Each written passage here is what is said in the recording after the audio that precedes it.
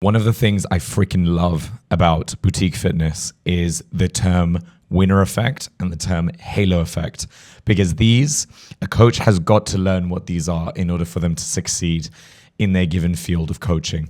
Indoor cycling instructors, boxing instructors, anyone that's a coach in boutique fitness has got to understand that a winner effect is something you exude when you lead people to win. When you yourself are perceived as a winner, you sort of give off this effect that you are like everyone's expecting you to win. A halo effect, however, is when you demonstrate so much that, you are more than just a person. You are larger than what people think you are. You are more than just flesh and bones. You become sort of like an image to them. And this image, they sort of perceive it as it's more than whatever they think you are exactly. So a winner effect is basically when you win and you constantly keep winning. So people expect you to keep winning from that point onwards. And a halo effect is when you do incredible things in your life, when you do very, grandiose things, large, big, difficult things, that people then perceive you as a go-getter, as someone who can actually achieve that, therefore increasing the image they have of you in their heads. And so a coach has to understand these two things, because I'll break down the first one. The winner effect is, if let's say you're an indoor cycling instructor and you want to demonstrate to everyone that they need to be able to push themselves, they have to go that extra distance, the times when they're feeling like they want to give up, they want to stop riding, they want to stop pedaling, they want to just give up, go home, and that's it.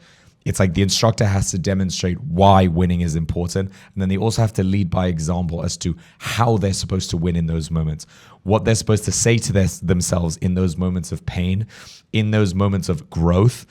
How does an instructor frame pain for a rider in order for them to get the best out of the rider?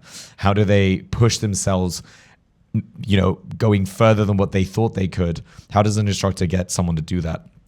Well, they can lead by example. They can demonstrate by doing difficult things, by winning in the class, by themselves, the coach themselves pushing in their class. And they can demonstrate to the riders that it is possible. Just watch me. If I can do it, so can you. It doesn't mean you have to do it perfectly, but I'm struggling as well. I'm struggling just like you. And so let's push together. And this is something that coaches have the power to transmit in their classes. They have the power to transmit this winner effect. If they themselves can be seen to be winning in whatever form that may come in, if that's breaking resistance, if it's overcoming a difficult day that they're having, if it's overcoming the specific song that they're riding to in the class, however long it is, if they're struggling and they just need that extra push, if a coach can demonstrate that he can do it, he can then transmit that to other people, and he can teach people better by leading by example than if he actually just says, hey, push yourself. Hey, do this now. He can lead much more without saying anything, but just by demonstrating that you can actually push yourself and win. Then a halo effect is something that, if you become sort of a hero to people in your class, if you become a person that exudes winning, that exudes good things, motivational things, powerful things, fearless things. You embody the very type of persona that we all want to be. We all want to be expressive. We all want to be able to say what we want. We all want to be able to do what we want. We all want to be recognized by others, validated by others, which is a lot of the time what an indoor cycling coach exudes in his class. Doesn't even have to be indoor cycling. It can be a boutique fitness boxing instructor. It can be a HIIT instructor. It can be a Pilates instructor, yoga instructor, anything. This coach has to exude a halo effect. This coach benefits so much by giving off a halo effect because it allows more power to go into their voice. If a person has already a grand image of their coach as this amazing human being, they live their lives the way they are speaking to me. They live their lives not just by what they're saying, they're actually doing the things in their lives that they're saying to me to do. And I can follow it because they themselves have done it. And so when they speak to me, it carries some authority. It makes it more believable, the message. And if you can do this with people again and again and again, you will create this image, this halo effect on others. And so they will just believe what you say.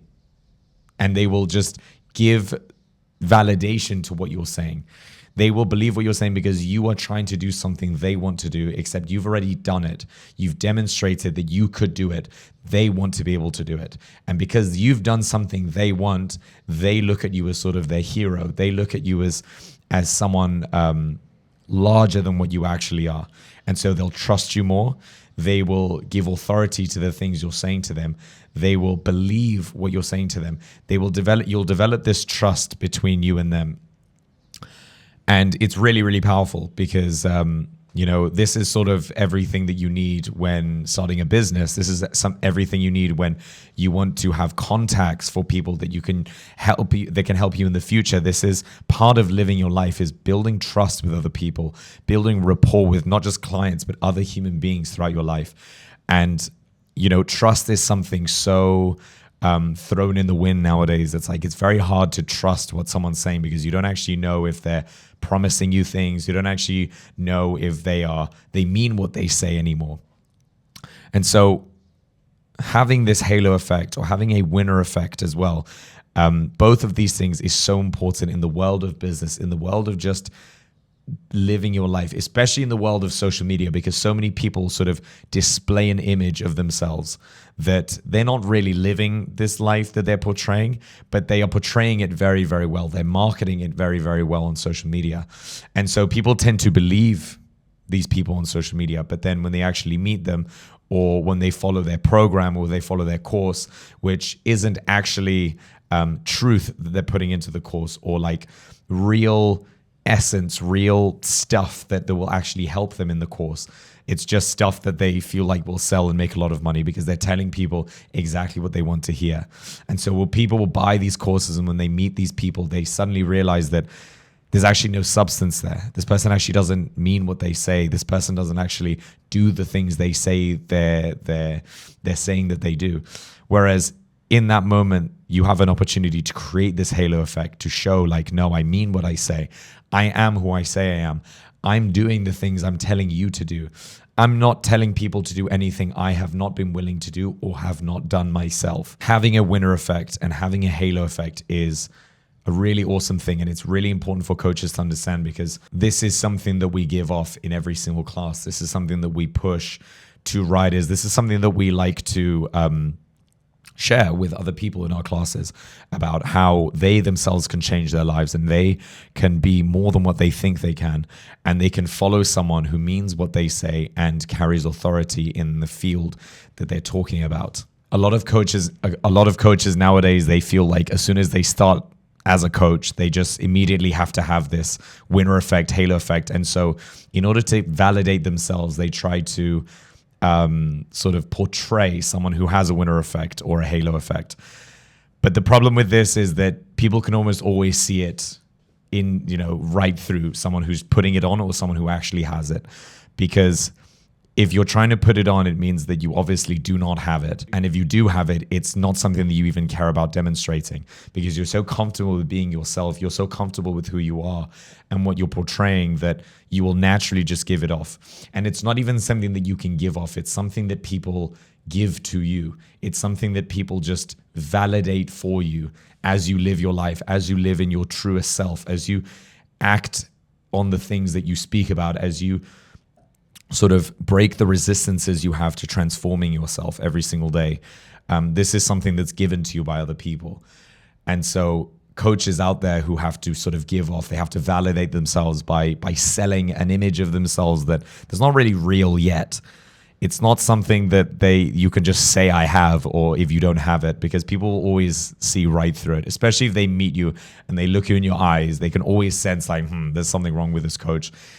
This person, they're sort of craving validation from me. They're craving advice, or they're craving, the gift of validation to make themselves feel powerful. But when a coach has it, when the coach knows that they've worked their ass off and that they've really put themselves through the things that they're talking about, then naturally they will just sit in comfort knowing that, they still every coach has always a lot to learn, but they will be comfortable in knowing that, they've been through things, and actions that they've done in the past, experiences they've had in the past, these things all go into the sort of story that they tell themselves. And the story that they tell themselves will either be validating or non-validating. And a person can always see this in a coach whenever they meet them, whenever they experience their classes, whenever they experience their presence. You can always feel this in a coach. And if they need to put on a sort of false halo effect, then it's not something that they have. I don't think there's any specific way to develop a halo effect other than to just find the resistances that you have in your life. Resistances meaning friction, difficult points in your life, places where you're struggling, places where you're really, really, really uncomfortable, and then overcoming them. You act on overcoming them, meaning like you find the most difficult thing that is troubling you right now, where you have the most friction and discomfort, and you just act on it. You just put yourself in the difficult thing, and then just see what happens to you. And every time you just say like, no, I don't want to do this. This is too uncomfortable. You just say, no way, I'm going to continue. I continue doing this, and I have no expectations of the outcome. I have no expectations of how this is going to turn out, but I'm going to put myself through the difficult things. If you can consistently do this and consistently put yourself through the discomfort without any expectation, what you will do is you will naturally just, the fear that you have, it will just dissolve. And then what happens is, because you knew that you put yourself through the most difficult point, the hardest resistance that you had, you will naturally just give off a confidence like you've never had before, because you won't let fear control you. You won't let anything control you at that point. And it's not just overcoming one thing in your life, overcoming one bit of resistance. It's overcoming all the resistances you have in your life. Becoming a sort of an anarchist with yourself, meaning like identifying where you have fears, identifying where those fears are controlling you. And then you just say like, I'm not going to let those fears control me. I'm not going to live my life in a state of fear all the time. I'm going to overcome resistance whenever I encounter it, so that resistance ends up fearing me, not the other way around. Because we always fear resistance, whether you like it or not. Like every single human being has resistance, myself included. All of us have resistances in our life. All of us have frictions at some point. And if you want to develop a winner effect and halo effect, it's not a matter of just sort of exuding it and pretending that you have it. It's a matter of overcoming the resistance. Every time you overcome that resistance, that is a win. And these wins add up to give you what? The winner effect. And consistently proving to yourself over and over and over again that you can win, that you can beat this resistance, that you can continuously keep developing yourself and not live in fear, will allow you to exude this halo effect. And you will live your life in a state of confidence, hard work, comfort in discomfort, and honestly, power. You will feel powerful because nothing will hold you back. Resistance is a voice that we fabricate in our minds, but it ends up taking control of us. And we have to take that control back and say, I'm not going to live in fear of resistance. Resistance means nothing to me. Anytime you come across resistance, boom, I'm going to take care of it. I'm going to act on it. And that doesn't mean you have to do it perfectly. Don't be afraid to take messy action, but action must be taken nonetheless. And so I hope this explained to you guys exactly what a winner effect and a halo effect is, and how to gain those, properly. Not fake it until you make it. I'd hate that quote. Don't be afraid to take messy action. Do it messy. Do it. Make mistakes. Embrace fear. Don't be afraid of it. And you will naturally give off a winner effect and a halo effect. I hope this video helped you guys. Please like and subscribe, and I will see you guys in the next video.